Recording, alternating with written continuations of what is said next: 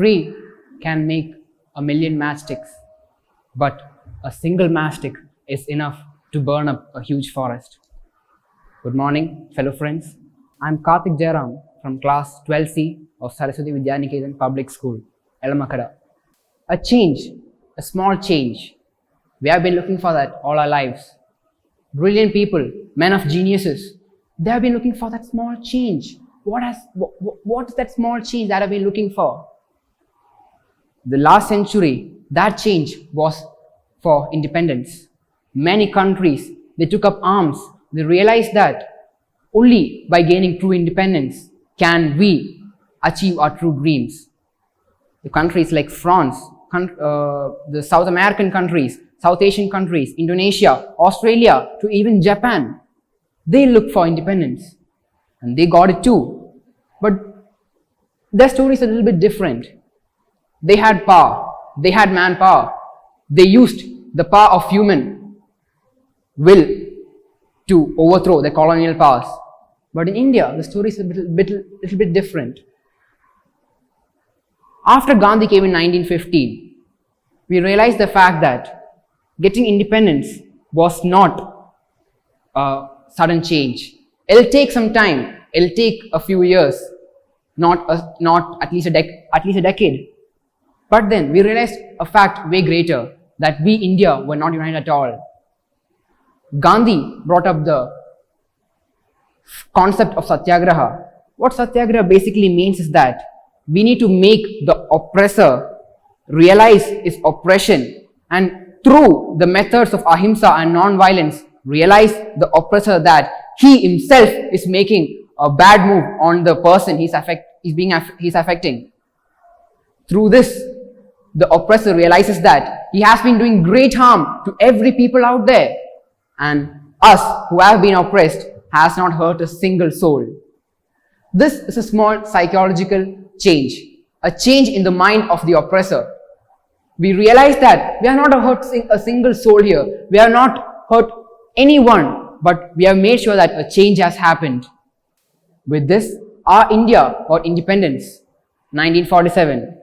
The big thing that happened was that India was divided into many states which were not united at all. But this fact of bringing us together to the Gandhian method of satyagraha brought us together into a single family, and because of that we are thriving as a country even now. But if we make this fact that we need to change the minds of people in order to make a big change happen, society needs to change. The fact that satyagraha is rooted into the basic psychologies of people. A person, when he is hurt by another person, make sure that the other person is not hurt like he was. That's satyagraha. That's all it is. The interaction between two people can be attributed to satyagraha. Non-violence, non-ahimsa, not hurting anyone. But in the coming years, we have not been able to achieve this kind of change in the many walks of life. And I'll bring up that right now. Suppose, imagine I was one of the 7 delegates selected to talk about the facts that were wrong about this world. And all of them told that we need to make sure that the countries behave properly. We need to make sure that the people get better education. We need to make sure that the people do not fight amongst each other. But I, one of the 7 delegates, tell that no, we must not do that. We must make the people realize. We must make the people realize the fact that all of them are humans, and none of the change that we see right now can be achieved through any act of violence or otherwise. Currently, the biggest problem that's thriving the world is global warming. Oceans are rising. People are not caring. Poor people are getting flooded in massive numbers. And the biggest contributors to global warming, the CO2 emissions, are being done by America, one of the most developed nations in the world, supposed to take care of other countries. They are selling weapons factories to the nations of Africa.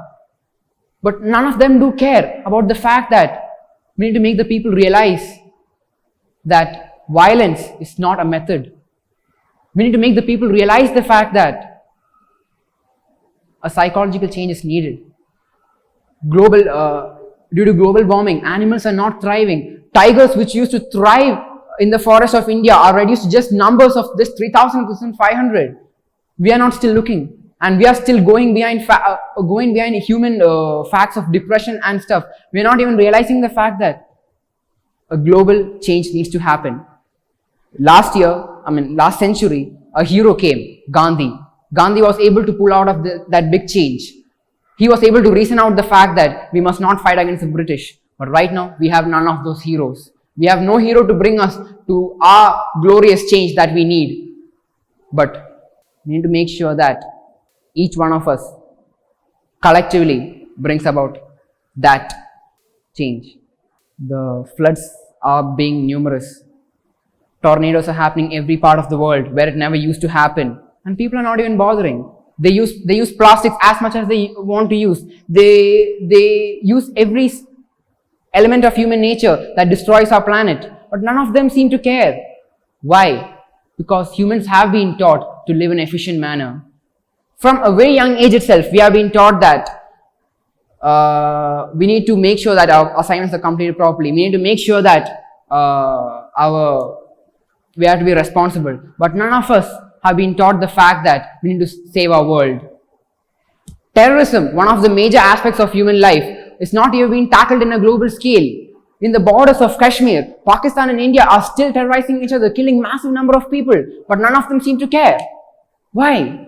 It's because we humans have still not realized the fact that the human mind needs to change. The human mind needs to feel empathy. Empathization has never been realized till now. Once a person has a slight amount of care for another person, they realize that we need to bring about a change in him. We need to make that person better. But this has never happened in human society except for the fact of independence. This never happened. Birds are flying a feet less than they used to. Arctic ferns, which used to migrate to hotter countries, are staying at the Arctic places. Global warming is thriving, but none of us seem to care. Why? Because as humans, we resist change. And there is no hero out there. And what I would like to tell is, if we as humans need to save this planet, we need to bring about a big change. The Incas were born about in 1500s said that by 2012 our world would be just flooded out there without any hope of resurrection. And then of course in 2012 we did not die. But if we are going to die in the next decade, their approximations would have just been as clear. Just 17 years, if their calculations had gone wrong, it would have not been that bad. And I'm just telling that the doom is approaching and we need to take care of the situation. We need to tackle the situation really fast. And that can only be done if we change the human mind. And that brings us up to the next topic, education. That's the prime way in which we change human minds. We educate children about how we need to take care of society, how we need to care about people, how we need to take care of the animals around us. But then in this world of competition, we just need the result. And we are not getting the result from our own countrymen. And it's really a really sad fact that change is not happening. Educationists all over the world have tried to bring up this topic in many parts of the world, but it has just been flattened by other people who just look into profitable measures. Global economy has been HDI, Human Development Index, where India ranks 135 is still not being overlooked. India is one of the most developing countries, but in Human Development Index, it's still one of the lowest. Why? Because we did not bring up about a change in the human mind. We were one of the biggest rational thinkers back 1,000 years before. We used to make humans think. We used to build temples. We used to do everything that a human mind could do. But now we are helpless. We are during 2016 floods, we had to import grain from other countries. We can't bring about this change. Why? Because we have not brought about a change in the human mind. And that's one thing the world is trying to do. But we are falling short. We are falling very short. The UN released a survey last year telling we are just 12 years short of facing a massive doom beyond which reparation is impossible. But we don't seem to care. Why? Because human minds have still not accepted that we need to bring about that change. Terrorism still plagues, diseases still goes on, depression still goes on in people, but still people do not seem to care. On a sad note, we just realize the fact that in the next 10 years, we have been technologically very gifted, we have been technologically really advanced, but we have not been able to utilize that technology into developing the human mind. Many of the saints, many of our gurus had stressed on the fact that in this new era where children are developing into the age of technology, we need a massive human change in the physiological change, psychological change needs to happen, but none of them seems to care because we don't have a hero right now. We don't have a person who can lead us. We don't have one, and we need to realize that fact as soon as possible. Roses are red, violets are blue. We need a change, and that starts with you. Thank you.